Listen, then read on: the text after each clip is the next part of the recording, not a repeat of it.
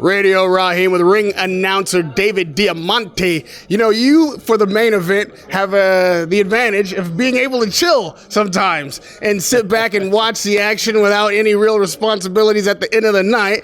This was a bit of a barn burner, a bit more than people had expected. How did you feel watching the fight? Were you surprised at how it went in the performance of Luke Campbell? Not really. I mean, again, boxing, like Larry Merchant used to say, is the theater of the unexpected. So there were a few ways that I thought this could go. I thought Loma could blow him out. I thought Campbell could actually do a lot better than people thought and maybe even win the fight by using his range, his strength, and his boxing ability. Or I thought it might be kind of a sleeper. It turned out Loma did really well. I thought he clearly won the fight. But I think the fact that Campbell went to 12 rounds was kind of a moral victory.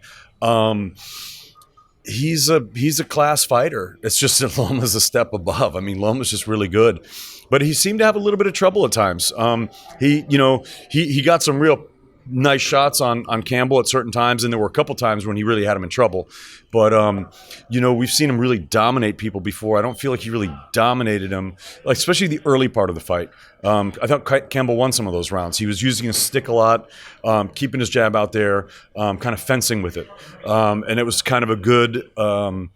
I thought it was a good strategy. I thought maybe if he could go to the body more, because of course Lomachenko is so quick, so hard to hit, but the body doesn't move as much as the head. So thought that might have been but it's very difficult. So I thought he did very well. You know, Lomachenko is a lot like Mayweather in the way people regard him, in that if you lose to him, you're almost expected not to win. And even though it counts against your record, sometimes it can bolster your brand, how you perform against him, even in defeat. Do you think Luke Campbell raised his stock tonight? Yeah, in a way, absolutely. I think so. I mean, I don't think it was an amazing. I don't think people are going to be wowed by him because of it. But I think it was a big victory for him to go the distance. And there is absolutely no shame in losing to a guy like a Mayweather or a Lomachenko. I mean, these are pound for pound greats. These are huge asks of these guys. But yeah, I think his stock raises from it. But how much, that I guess has yet to be seen. I mean, me personally, I want to see Lomachenko fight Tank Davis or Mikey Garcia. That's what I want to see. And then I'll start being really wowed. Yeah, to fight, well, probably Mikey Garcia even now at this point. And it seems to take on a big challenge, he may have to go up in weight. He's not a young man. He's 31 years old. You can't demand a fighter put on weight if he feels he's too small. But could that be like his road to real glory and real challenge beyond the 135 weight class division?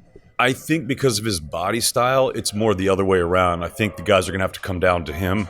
But, I mean, look, Mikey just fought at 147. He's not going to campaign at 147 right now. I think he's going to go to 140. I don't know. You got to talk to him, but that's from what I understand, he'll go to 140. But that's not a huge stretch to 135. So maybe I think he would.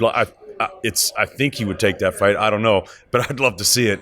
He's my favorite fighter right now. I love Mikey Garcia. Now, on the undercard, while you were still punched in, there was quite a controversy that went down in the ring. We've seen guys get hit after the bell. We've seen incidental and intentional fouls. How did you? What was the measure you took of what we saw with Charlie Edwards tonight? I mean, as far as the ruling? Yeah, as far as the incident that happened and then the ruling subsequently. I mean, to me, it looked like the guy took a step back, set, and hit him while he was down. I mean, I guess sometimes it says it all. That would be an intentional foul, which would probably garner a DQ as opposed to a no contest. But, yeah, so instant replay. I was just talking to Mauricio Suleiman. He said it's been in play in other fights and it had a determining factor in other fights. Have you seen it personally used in this way before? Live, no, but I know it has been used before. So, but look, Charlie retained his title. I'm glad for that, for him, for that. The fact is, he was in trouble there. So, it was tough for Martinez, but again, a foul's a foul. And it was a really nice shot to the liver while he was on the ground. And obviously it hurt Edwards. So that's not right.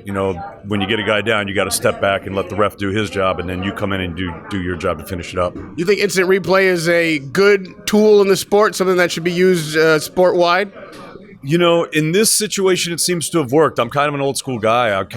It's hard for me to want to change rules and stuff like that, but I'm all for the betterment of the sport, and if you get things right, then I guess it's a good thing. I mean, I think that it's kind of like baseball, right? With the strike zone, it's a little bit hard to see a computer doing that, you know? It's like I'd like to be able to yell at the umpire and tell Blue how much he's terrible and he needs glasses.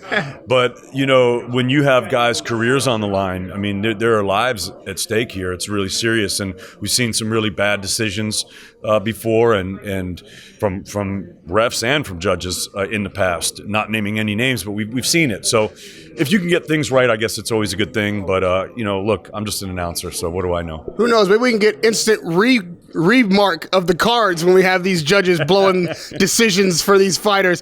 Instant replay came into play tonight. It'll be interesting at what the fans think about the determining factor in that Charlie Edwards fight. But one thing is always a pleasure to talk to you, David. I think when you climb out of that ring after announcing, you might as well just sit down and grab a microphone and start calling the fights. That's just my preference. But tonight, we got you on the microphone, so pleasure to talk to you as always. Radio Rahim with David Diamante.